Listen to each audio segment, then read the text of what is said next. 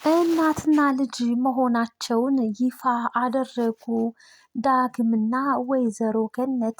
ሰላም ጤና ይስጥልኝ ውድና የተከበራችሁ አድማጭ ተመልካች ቤተሰብ እንደምን አላችሁ? ባላችሁበት ሰላማችሁ ብዝት ይበል። አደራ ድራማ ክፍል 34 ተለቀቀ። በባለፈው ክፍል እንዳየነውና እንደተመለከትነው በቃል እንግዲህ ነገሮችን በማቀነባበር እንዲሁም ደግሞ ሰላምዬ በተሳሳተ አመለካከትና እይታ ስላየቻት ብሌንን ከስራ ለቃ እንድትወጣ እንዲሁም ደግሞ ሌባ ተብላ ነበረ ከቤት የወጣችው ማለት ነው። ቃል እንግዲህ አልፎም ተርፎም ከቤታቸው ለወይዘሮ ገነትም እቤት በመሄድ እንግዲህ ነገራቶችን በማቀሳሰር ከእናቷ ቤትም እንድትባረር ተደርጋለች ማለት ነው። እናም እንግዲህ አጋጣሚዎች አንዳንዴ ጥሩም መጥፎም አጋጣሚዎች አሉና ብሌንዬ በጣም በሚያሳዝን ሁኔታ በኃይሉ እንግዲህ ሰው ልኮባት ያ ሰው ብሌንን አፈፍ አድርጎ አፍንጫዋንና አፏን እፍና አድርጎ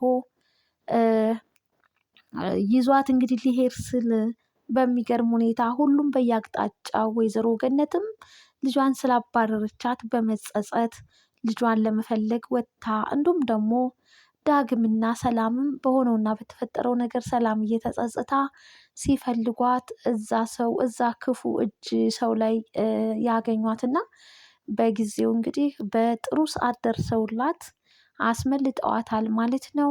ሰላምዬም በጣም ይቅርታ ብላ ጠየቀቻት ብሌንን። እናም ወደ ቤት እንድትመለስም ለመነቻት ማለት ነው።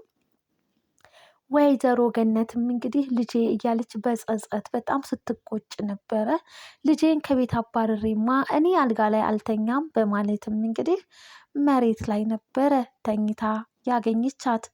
ብሌንም ከተረጋጋሽ በኋላ ዳግም የወይዘሮ ገነትን ሁኔታ በደንብ አድርጎ ስላየና እንዲሁም ደግሞ የስድብ ናዳ ያለ የሌለውን ነገር ልቅም አርጋ ሙልጭ አርጋ ስለሰደበችው በብሌንን እንደምትወዳትና ለብሌን ካላት አንጻር እንደሆንም በመልካም መንገድም ስለተረዳት እናቱም ስለሆነች እኔም እኮ ልጇ መሆኔን ብታቅ ኖሮ እንዴት ትጠነቀቅልኝ ነበር እያለ እናም ሂደሽ እናትሽን ማየት አለብሽ በማለት እንግዲህ ብሌን ወደ ገነት እንድትሄድ ያበረታታታል ማለት ነው።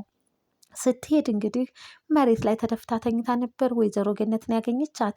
እናም በህልሜ ነው ወይንስ በእውኔ ነው በማለትም ወይዘሮ ገነት በጣም ደነገጡ። ባደረጉት ነገርም ተጸጸቱ። እናም ብሌንዬ አዎ አንቺ እኮ እናቴ ነሽ፣ ምንም ብትይኝ እኮ አንቺ እውነት አለሽ፣ የትስ እሄዳለሁኝ ከአንቺ ውጭ ማን አለኝ በማለትም እንግዲህ ያ የሚያሳሳና ያ የሚያጓጓ የእናትና ልጅ ፍቅራቸውን ጀመሩ።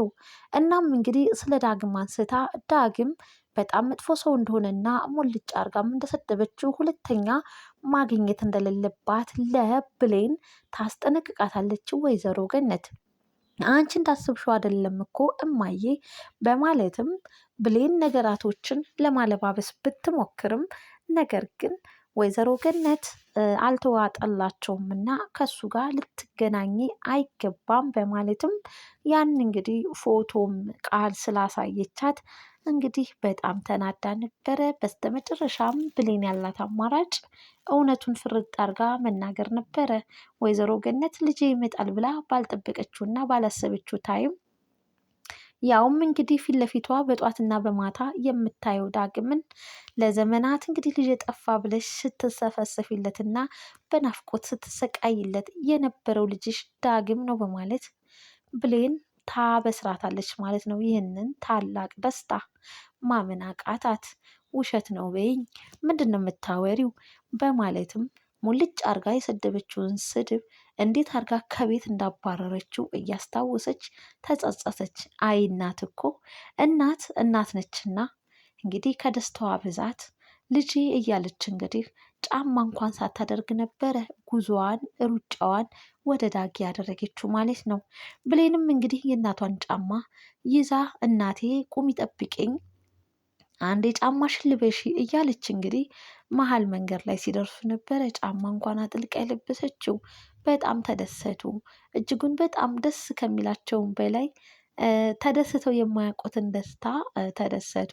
ከዚህ በላይ እኔ ምን አለም አለኝ? ከዚህ በላይ እንደኔ አይነት ደስተኛ ሰው ማን አለ? እያለች እንግዲህ ወይዘሮ ገነትን ተመልክተናታል ማለት ነው። እቤት እንግዲህ ሲደርሱ ዳጊ እቤት ውስጥ አልነበረም። እናም ቃል ውጩና ስልክ ታወራ ነበር። ብሌንና ወይዘሮ ገነት እየተሯሯጡ ነበር ወደ ዳጊ ጋር የተከሰቱት። ብሌንም ቃልም ባየችው ነገር ግራ ተጋባች። እያወራች ያለውን ስልክ አቋረጠችና ብሌንና ወይዘሮ ገነት ወደ ዳግም ቤት እንግዲህ ቤቱን ከፍተው ገቡ። እሱ ቤት ስላልነበረ ሸሚዝ አልጋው ላይ ምናምን ነበር እና ያንን ሸሚዝ እቅፍ አድርጋ እጅጉን በጣም የእሱን የልጇን ጠረንም እንግዲህ ስታሸትም ነበር ወይዘሮ ገነት ማለት ነው። የሚመጣበት ታይም እጅጉን በጣም ናፍቋት በጉጉትም እየጠበቀችው ነበረ። በዛ አጋጣሚ ግን እናቴ ተረጋጊ፣ ቀስ በይ፣ ስሜታዊ አትሁኚ፣ ቃል ልትሰማ ትችላለች ስትልም ነበረ ብሌን። ቃል የዋዛ አይደለችም እና ጆሮዋን ከበሩ ስር አስደግፋ እንግዲህ ስታዳምጣቸው ነበር። ትስማ፣ ምን ታመጣለች፣ ዓለም ሁሉ ይስማ በማለትም ወይዘሮ ገነት እንግዲህ ከደስታዋ ብዛት እጅጉን በጣም ተደስታ እንግዲህ ሁሉም ሰው ማንም ይስማ በማለትም ደንታም አልሰጣትም ማለት ነው። ይህንን የሰማችው ቃል ወደ በኃይሉ ትደውላለች። በኃይሉ ሳሚን አግቶ እያሰቃየው ይገኛል። በባለፈው የጨረሰውና የገደለው ነበር የመሰለን፣ ነገር ግን በቁሙ እየቀጠቀጠው ደም እያስተፋውም እንግዲህ ተመልክተናል። ምክንያቱም ቃልና ሳሚ በባለፈው ሲመካከሩ ሰምቷቸው ሳይቀድሙኝ ይቀድማችኋለሁ በማለት እንግዲህ በኃይሉ የዋዛ አይደለምና ሌላ የሚያግዘው ሰው ተክቶ ዛሬ ላይ ሳሚን እንግዲህ በበኃይሉ እጅ ወርቆ እየተሰቃየ ይገኛል ማለት ነው። ቃል ለበኃይሉ ስልክ ትደውልና ዳጊና ወይዘሮ ገነት እናትና ልጅ ሆነው ተገኝተዋል አለችው። ሊሆን አይችልም በማለት በጣም ደነገጠ ዳጊ። ሆኖም ግን ዳጊ ቤት የለም።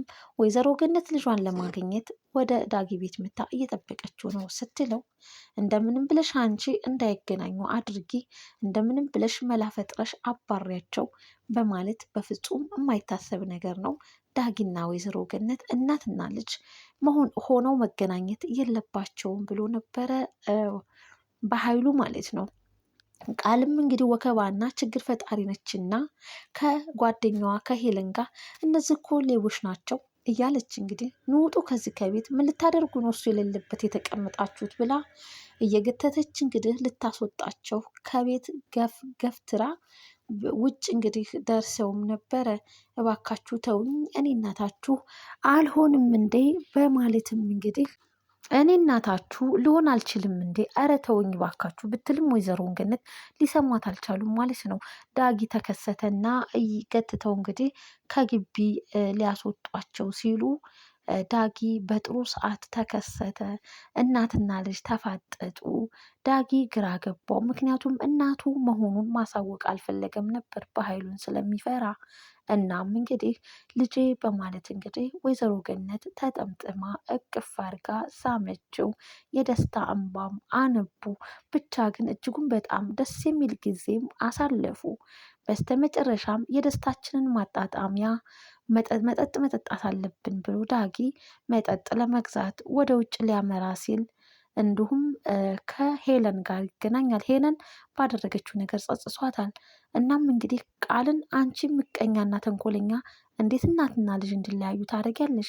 እኔ እኮ ነገሩ ሳይገባኝ ነበር ዝም ብዬ ያገዝኩሽ በማለትም በነገሩና ባደረገችው ነገር ተጸጽታ ዳጊን ይቅርታ ስትጠይቀው ዳጊም ጉሮሯን አንቆ አንቺ ነሽ የኔን እናት ሌባ ያልሽው፣ አንቺ ነሽ የኔን እናት ልታስወጫት ያልሽው በማለት እንግዲህ እኔ ምንም ነገር አልገባኝም፣ ነገሩ ይህ ሁሉ ነገር የቃል ስራ ነው በማለት ቃል ነች ብላ እንግዲህ ሄለንም ትናገራለች። ቃልም አልቀረላትም እና ሄዶ ቃልን እንግዲህ አፋጧታል፣ አንቋታል፣ በጥፊ መቷታል።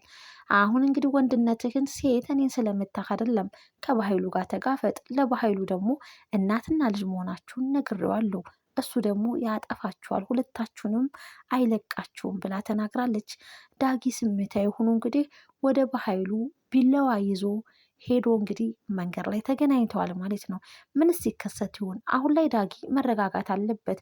ነገሮችን በጥበብና በብልጠት ነበር ማስኬድ አለበት። ነገር ግን በሙቀትና በግለት እያደረገና እየተገበረ ያለውን ነገር ብዙም አላወቀበትም እና ይህ ደግሞ ለሱ አደጋ ነው። በኃይሉ ላይ እንግዲህ ቢላ መዞበት ተፋጠዋል ማለት ነው። ዳጊ ምንድን ነው ያስከው? ምን ሆነህ ነው ልጄ?